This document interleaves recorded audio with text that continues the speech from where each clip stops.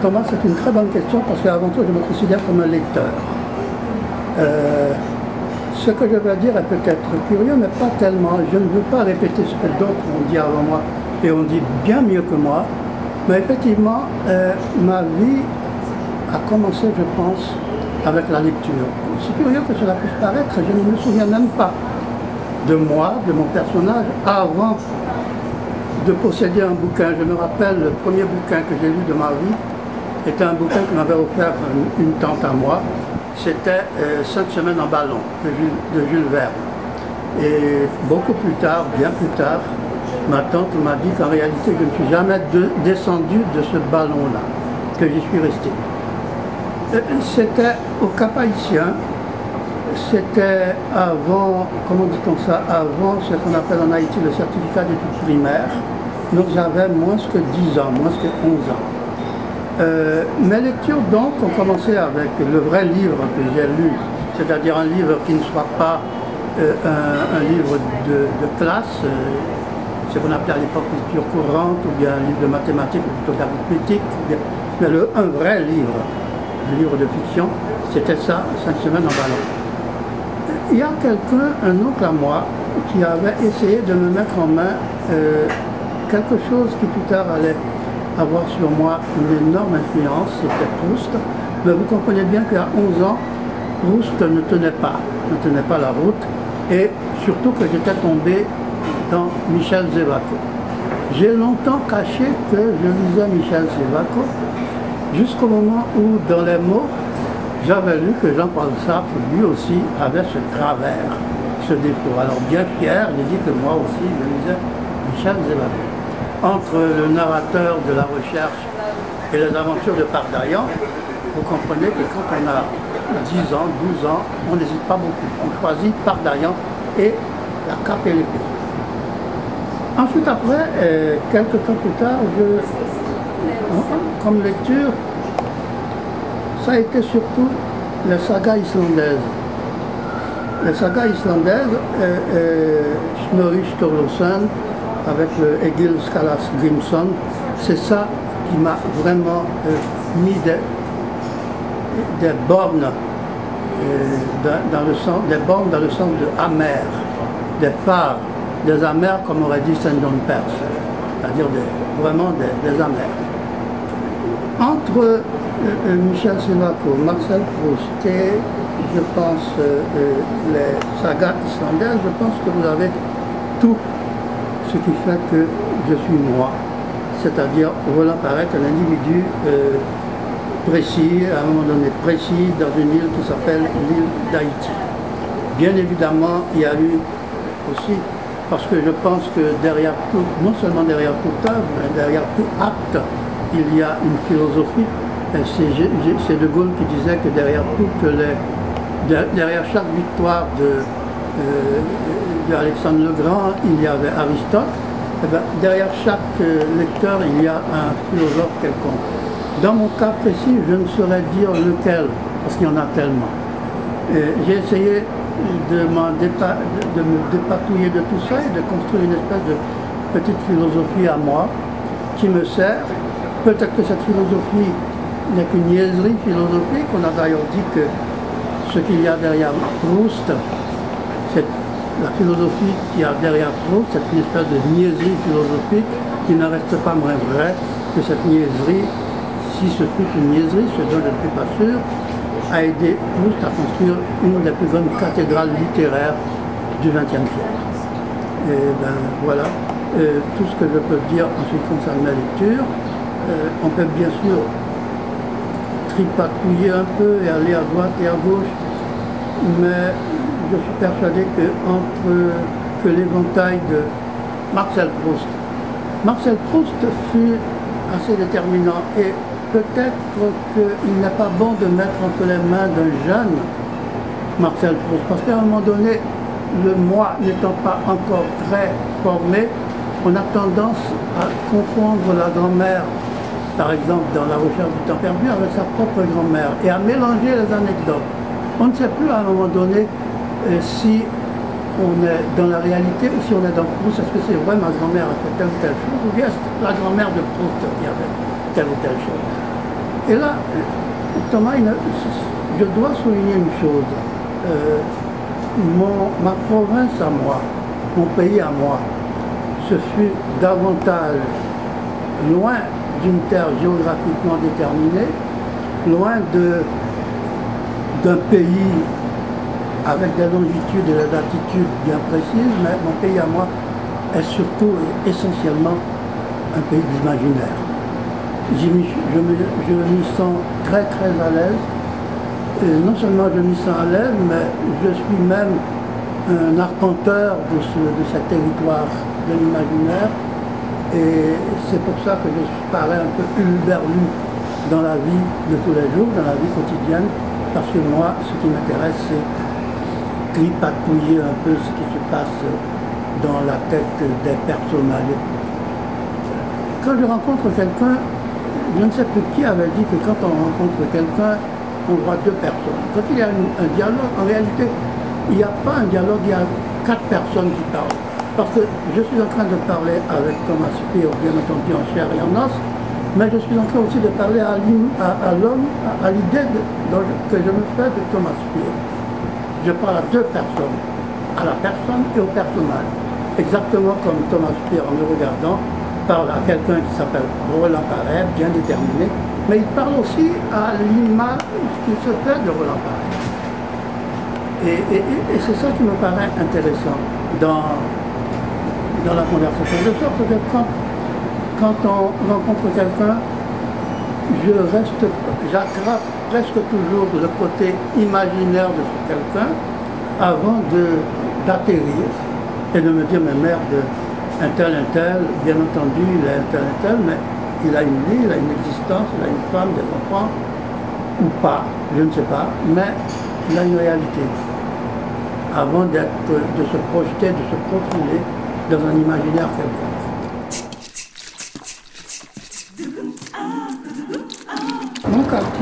Mon quartier, il faudrait d'abord que je réussisse à l'établir, parce que mon quartier d'enfance, il faut que je fasse une espèce de télescopage entre mon quartier du Cap haïtien, celui du Cap, et d'autre part, un autre quartier où j'ai passé ma jeunesse, à Port-au-Prince, c'est-à-dire Turgeau, et même dans Port-au-Prince aussi, Turgeau à Port-au-Prince, et même dans Port-au-Prince, un autre quartier de Thionville, qui est Bois-Morquette.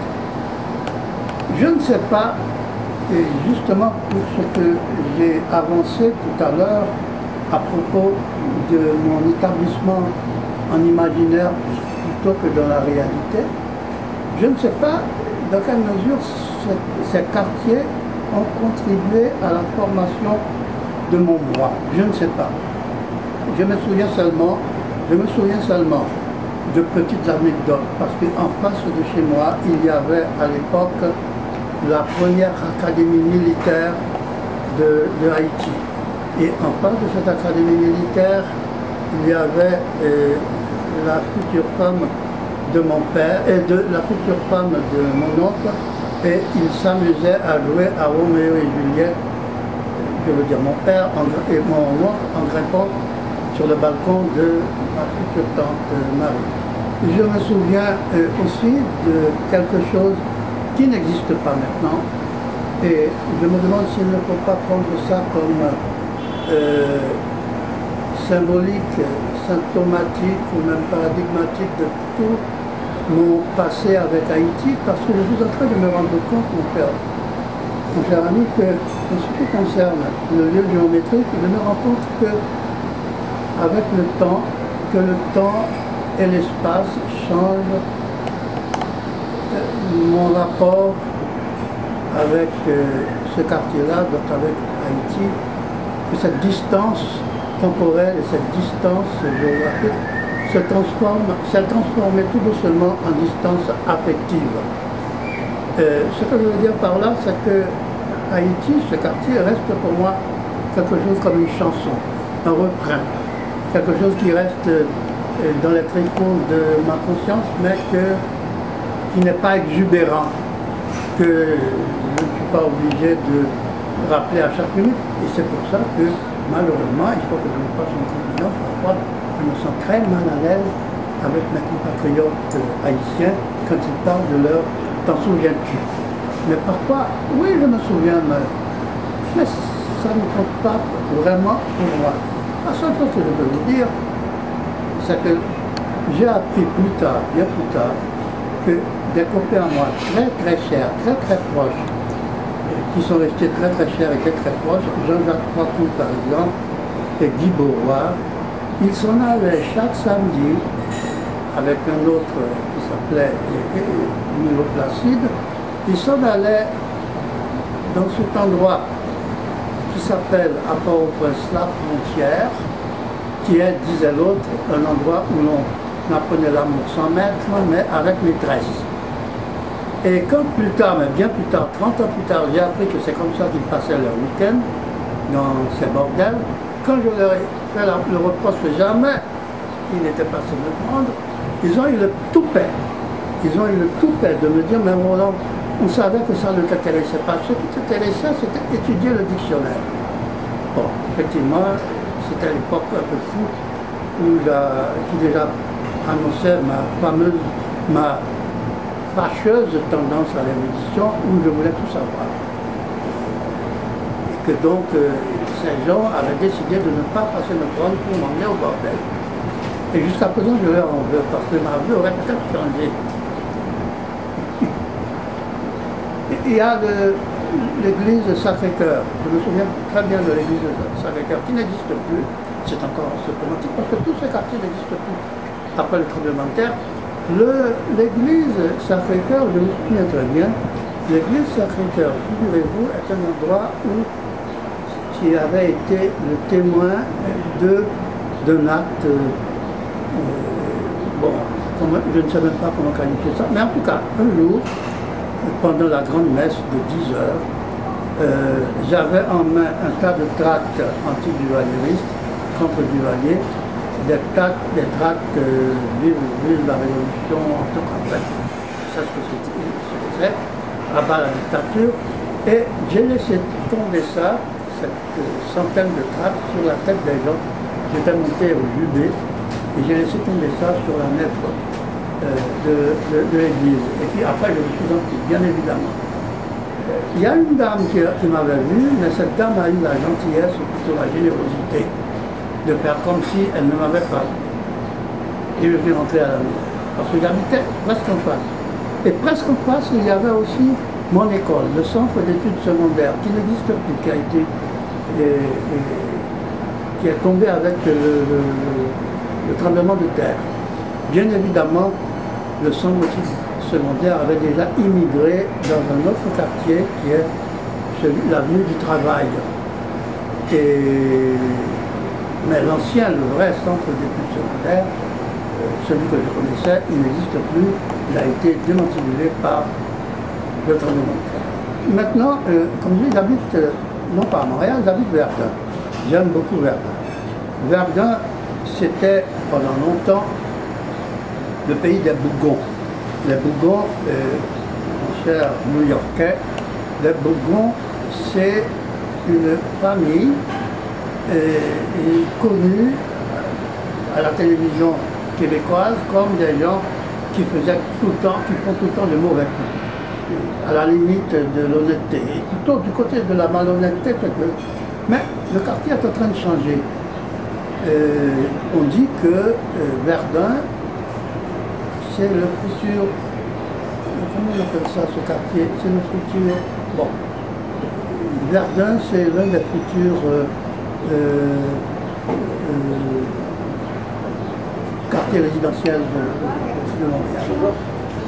Par ailleurs, j'ai mes petites habitudes, la librairie Olivieri qui est ma librairie et en place où on se rencontre chaque vendredi avec des copains haïtiens à la brûlerie.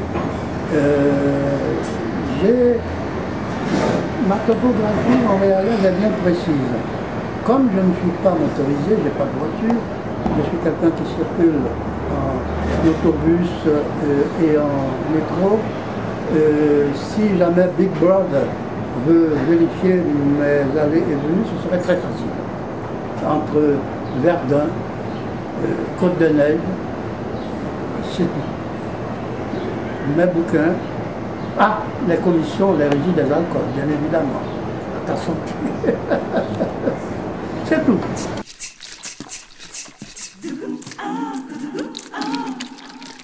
Je ne me souviens pas autrement que malade. J'ai toujours été un enfant malade.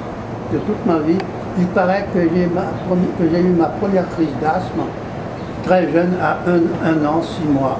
Je sais maintenant, et tout le monde sait qu'avant l'âge de 4 ans, un médecin ne peut pas déterminer vraiment si les crises d'essoufflement dont souffre un bébé relèvent de l'asthme ou pas. On peut le savoir seulement quand l'enfant a 4 ans.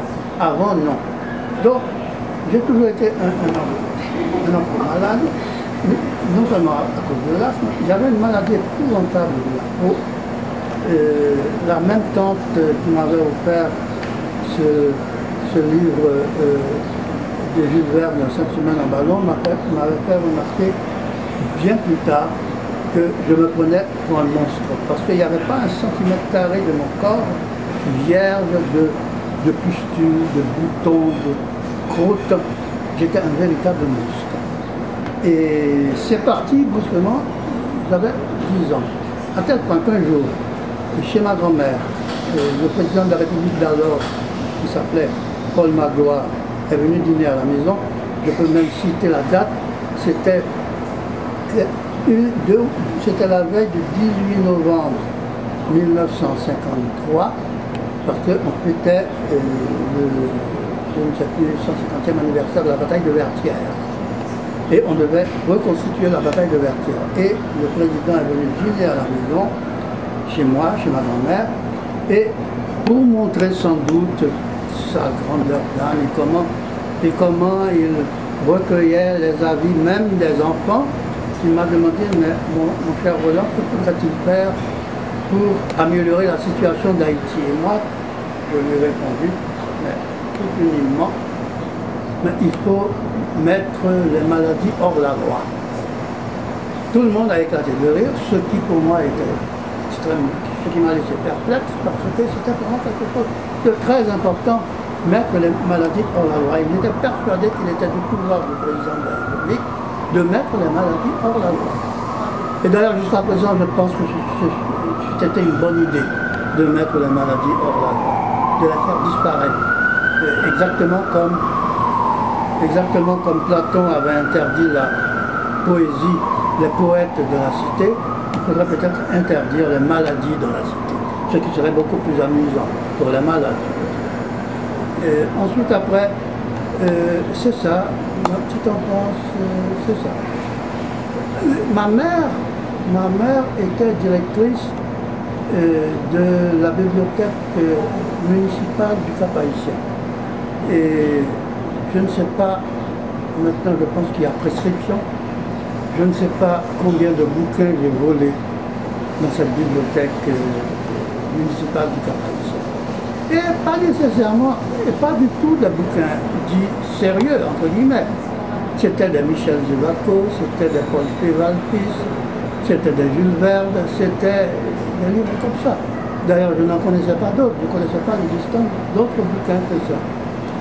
Qui sont des bouquins qui ont encadré mon imaginaire. Et je dois dire que peut-être que c'était une très mauvaise chose, parce qu'un garçon de 7-8 ans qui lit Michel Zivaco, c'est-à-dire le romantisme, qui lit Jules Verne, l'aventure, et qui lit Paul Cheval, encore Cap et d'épée, il va continuer sa vie avec des idées qui ne sont pas des idées, comme on dit, réalistes. Il va continuer parallèlement à cette vie réelle, avoir une vie continuant celle de son enfance. Et vous avez raison, Tout ce qui compte, c'est ce qu'on a vécu avant l'âge de 10 ans. Après le reste, ce sont que les codicées, que les ajouts des notes en bas de page à la vie de quelqu'un. J'ai été à l'école très tard. À cause de ma petite maladie, j'ai passé les classes de 12e, 11e, 10e à la maison avec les profs parce que les médecins ne voulaient pas. Les médecins disaient que je ne pouvais pas aller à l'école. C'est ma tante, encore une fois, qui a dit à ma mère et à mon oncle et à mon père, mais il faut que ce malheureux, que cet enfant socialise. Il ne peut pas rester tout seul à la maison, il faut qu'il fasse la connaissance d'autres enfants, d'autres camarades, qu'il se fasse et qu'il socialise. Et donc, c'est comme ça que quand j'étais à l'école, donc chez les pères de l'instruction chrétienne, ça a été toute une aventure, ou plutôt une mésaventure, parce que brusquement, j'ai été mis en contact avec d'autres enfants, c'est-à-dire d'autres petits rois, alors que jusqu'à présent, je croyais que j'étais le seul roi. Et brusquement, d'autres enfants qui étaient aussi légitimement des rois, autant que moi.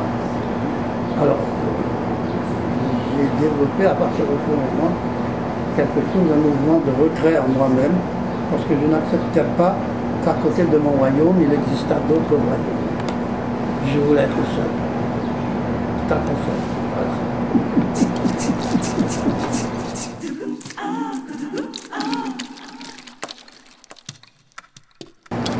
Je ne sais pas trop comment commencer à propos de ce que, un petit peu pompeusement, j'appelle mon œuvre.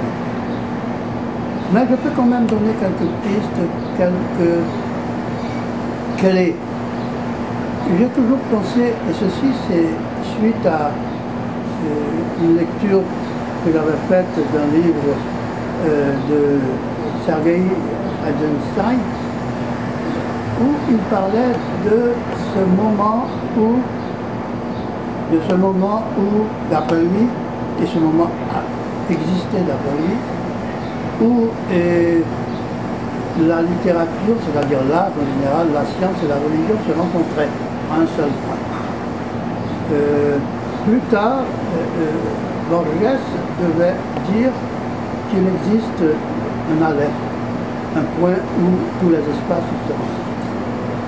Je suis persuadé qu'il y a un point, moi, ce qui me concerne, un point où toutes les pulsions se rencontrent.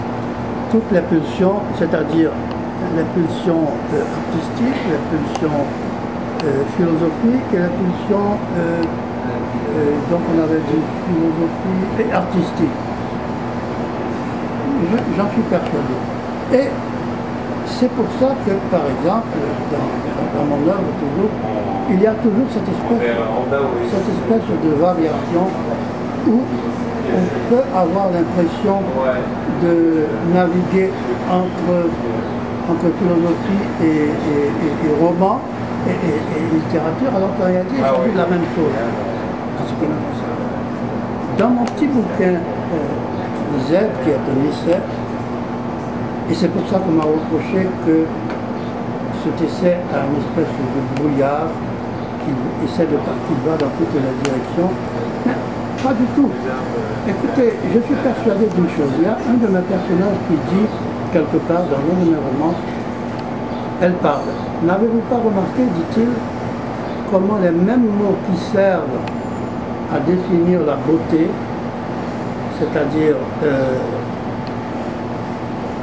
comportement unique vis-à-vis de centre tonal fort, discipline de chaque partie vis-à-vis du centre, harmonie de l'ensemble, etc. Ce sont les mêmes mots qui caractérisent une dictature. Les mêmes mots qui caractérisent la beauté sont les mêmes mots qui caractérisent le fascisme. C'est pour ça que je suis profondément persuadé que l'art n'est pas seulement une espèce de danse de la logique, mais que l'art fait partie intrinsèquement du système du pouvoir. J'en suis persuadé. Et on raconte que l'art libère, bien entendu l'art libère, mais la différence et la différence, c'est que l'art libère un moment parce que l'art est immédiatement récupéré par l'autre. L'art fait partie du système d'oppression. C'est sûr. Quoi qu'on fasse. Parce que, vous remarquez, c'est pas moi qui le dis, c'est un constat. Les mêmes mots qui caractérisent la beauté sont les mêmes mots qui caractérisent le pouvoir, qui caractérisent le fascisme. Vous prenez la définition de discipline, etc., ça c'est la beauté et ça c'est le pouvoir. Et toute mon œuvre, encore une fois je mets des guillemets à œuvre, est construite à partir de ce constat. Cependant, il faut ajouter une chose.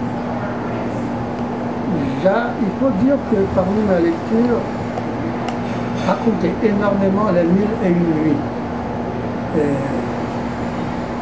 Je suis persuadé que mon roman, en tout cas, mes romans, c'est une fuite romanesque, sont construits de telle façon que l'on a d'un côté une légitimation de ce qui se passe, comme à peu près dans Proust, on peut trouver dans Proust sa théorie, et en même temps la clé pour découvrir sa théorie. On peut découvrir ce qu'il dit, et en même temps il te donne une clé pour décoder son code, le code qu'il met en place. J'ai toujours... Bon, voilà. En ce qui concerne, et pour en revenir à mon œuvre, et il y a cet éventail, ce vaste éventail, où j'essaie de faire confluer en un même endroit les pulsions mythologiques et les pulsions logiques. C'est ça mon écoutez, je suis un auteur, je suis ce qu'on appelle un auteur confidentiel. Personne ne me connaît. Personne, à part quelques copains et même quelques amis, et encore. Mais personne ne m'a lu, vraiment. J'ai eu la malchance de tomber sur un éditeur que ça ne m'intéressait pas. Et j'ai malheureusement pas eu la possibilité d'avoir un vrai éditeur, mais personne ne m'a lu. Ce qui me passe dans une position paradoxale. Je dois expliquer et en même temps, je dois demander à celui qui m'écoute de faire un effort pour me croire, pour croire ce que je dis. Alors que, bien évidemment, on n'est pas obligé de croire ce que je dis. Et ça me met dans une situation un peu emmerdante, puisqu'on ne lit pas. Voilà.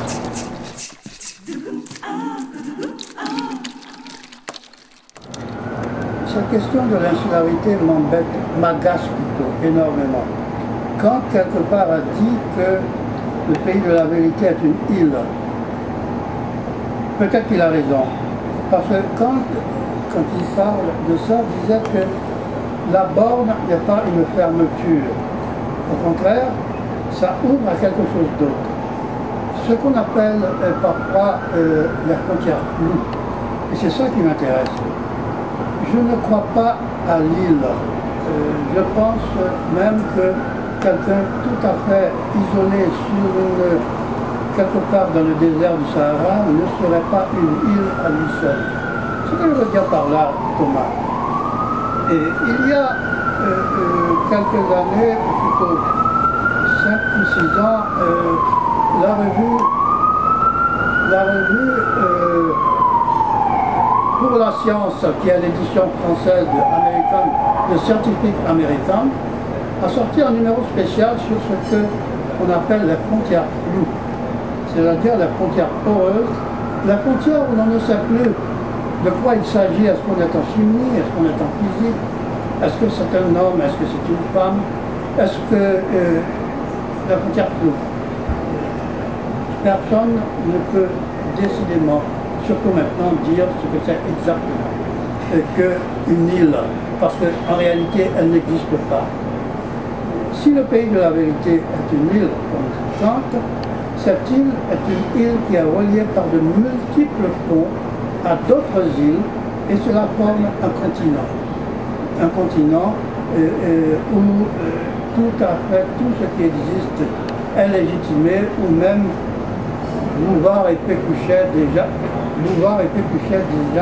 savaient que tout ce qui est rationnel est réel et que tout ce qui est réel est rationnel. C'est-à-dire, encore une fois, que si jamais il y a quelque part une île renfermée sur elle-même, ben, mon Dieu, je ne sais pas si on pouvait vraiment décider que cette île existe, parce qu'elle n'existe pas. Il n'y a pas d'île. C'est une vue de l'esprit, une construction d'île. L'île existe peut-être géographiquement, mais même là encore, la mondialisation a commencé peut-être le jour où deux îles, où quelqu'un qui habitait dans une île a pris un petit canot à ramer et puis a été trouvé une autre île. C'est le début de la mondialisation. La mondialisation est vieille comme le monde. Et la mondialisation est justement la négation de l'île, du concept d'île. Ça n'existe pas. Une île est un accident géographique, mais ce n'est pas un accident conceptuel. Ce n'est pas une réalité conceptuelle. Et le concept veut, et justement, je pense que beaucoup de problèmes qu'il y a dans le monde actuellement est le fait que parfois on pense que les îles existent, qu'il y a une île qui s'appelle, je ne sais pas moi, qu'il y a une île qui s'appelle la France, qu'il y a une île qui s'appelle la Russie, il y a une île qui s'appelle les Blancs, il y a une île qui s'appelle l'hétérosexualité, l'autre l'homosexualité. C'est pas vrai, ça n'existe pas. Tous ces gens-là se rencontrent, tous ces concepts se rencontrent, s'interpénètrent, parce qu'ils sont poreux l'un avec l'autre, et je ne vois pas comment on puisse avancer qu'il y a des îles. Les îles n'existent pas. C'était une catastrophe. C'était une catastrophe. Les ponts Champlain, les ponts Jacques Cartier, les ponts je ne sais pas quoi, même s'ils ne sont pas visibles, ils sont là.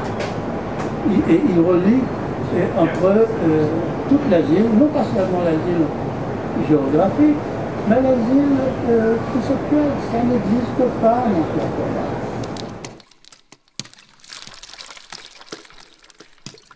E